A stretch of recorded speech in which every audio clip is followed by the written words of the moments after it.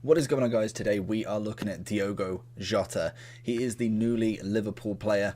Obviously coming from Wolves, it means he doesn't have no perfect links in this league now. Obviously Liverpool do not have any other Portuguese players, which is a sad thing because obviously you could have had some really nice hybrids with that new Wolves squad, and especially if he did manage to get right wing, we could have seen him and Semedo linking up really nicely.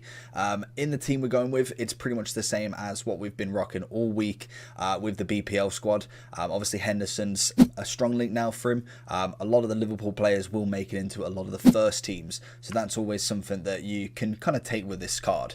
He is extinct at 10k, so we are probably expecting him to get a bit of an upgrade, probably to 18k at the very minimum. Being an 80 rated card, I don't feel like it will last.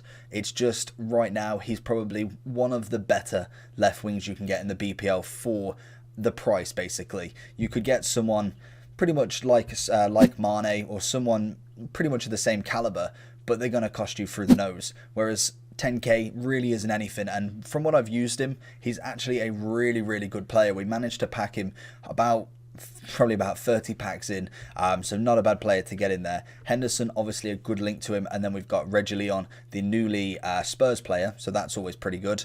In terms of Jota's stats, we've got a 4-star, 5-star skill moves weak foot. We've obviously got him in the Prem, and he is a high work rates. Predominantly you will have him more attacking than defending, as the stats read. 56 defending is just not going to do anything in a left mid role. He is predominantly more attacking, and obviously that is where I think Wolves play him a lot of the time towards the end of the last season as a striker, so I kind of like that element of him. In terms of stats, in shooting, not really up there. I wouldn't have him as my striker in this kind of game at this point in the game as well. But with a Hunter Chem style and with a finisher, potentially he could get up there just for maybe a week. After that, I would probably be looking at someone with a higher caliber, most definitely, especially with the team that I've got already. It's looking like I could probably upgrade it very soon with rewards with the game actually coming out. It should be quite a nice one to see. In the rest of the stats then, if we look on the basic chem style, we've got 88 acceleration with 84 sprint speed with basic on. Without basic on, the sprint speed is only at 79, which I think definitely needs to be addressed straight off the bat. Otherwise, as a winger, he's just not going to have that same effect. In terms of finishing, it's only 77, which again, you could probably get away with it at the start of the game, but I don't feel like it'll be long before you need someone with at least 80 to 85 plus. Even as a left winger and someone who's going to assist, you definitely need someone who's going to have that more of a clinical finish when you're trying to cut in. He is right-footed, so obviously the cut-in is more valid for this card. You don't have a left-footed left mid, so the crossing is going to be a little bit more difficult. You're going to have to time them crosses more, maybe have to cut it back on his right to cross it in as well. But like I said, he has got the 5-star weak foot, so that's always a bonus, but still not being the preferred foot always has that little bit of a downfall. In terms of dribbling, we've got great agility and balance at 87 and 86, 84 composure as well as dribbling and ball control, and the reactions are 82, which I think for this point of the game, I don't really have any problems with that.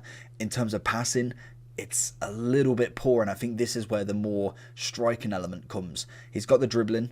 Shooting can be rectified with obviously a chem style. Same with pace, the acceleration's up there. Sprint speed could easily be sorted out with a Hunter, or even go with potentially a Catalyst if you really wanted to go more down the assisting route. That would obviously then get up his short passing, and I think does Catalyst this year does get up the long passing as well. And the one little stat that I thought, in terms of the chemistry styles, nothing gets composure up this year, which is very interesting. Just to know that that's going to be a stat that has to be with the card. There's no chem style at all that actually gets up that composure, so you're basically stuck with it regardless what it is. And like when we saw like team of the season Sancho last year, really good stats throughout, but then the composure was absolutely shot. In this game, there is no chance of getting that up. So that's always one to just think about. That's going to be a very important stat in most cards going forward. But personally, I think Hunter is probably the way to go for him. I would then be looking at more of a left forward than a left wing in this role. He will end up having 98 acceleration and 89 sprint speed, and then also having the 87 finishing, positioning and shot power. I think that's pretty much too valuable to miss up, really. You could go with a finisher, but I think then the sprint speed is lacking far too much for you to really warrant putting it up elsewhere, basically. And the other chem style, like I said, is Catalyst. It would take the short passing up to 77 and his long passing up to 78, but I do not feel that's going to be worth it as well. Literally, that will be 2 days and the card will be overtaken by anybody else with a higher caliber and probably less price, to be honest. So going into some gameplay with him then, pretty much just bombing down the wing, doing defenders like that quite simply. He's got the pace for it, especially with the Hunter on, and the balls across are quite nice, even though Bowen really can't shoot on this. He does try and kind of pull that across. We see Ndidi making the run here, and to be honest, defending has got a lot more difficult in terms of we're so used to the automatic defending. As we get our first goal with Jota in the review, easy goal as you like it. The keeper didn't come out, which I think is a bog standard move right there. But I think with the manual defending now, because we're so used to FIFA 20's automatic kind of going across, watch this for a goal. Look at that. Beautiful from Bowen. Makes up for his first attempt. But we're so used to having that automatic, it makes these sort of cards look even better when they can't defend. Ball over the top again, keeper comes out, and this is, if you saw Wijnaldum's review, you'd have seen that. I don't get how the keeper made that mistake. I've seen a few. I think I've seen It's Harbour pass it back to the keeper with a head, and the keeper didn't even catch it. So them mistakes are still in there, and the game's only just come out, so I can imagine there's so many bugs still going.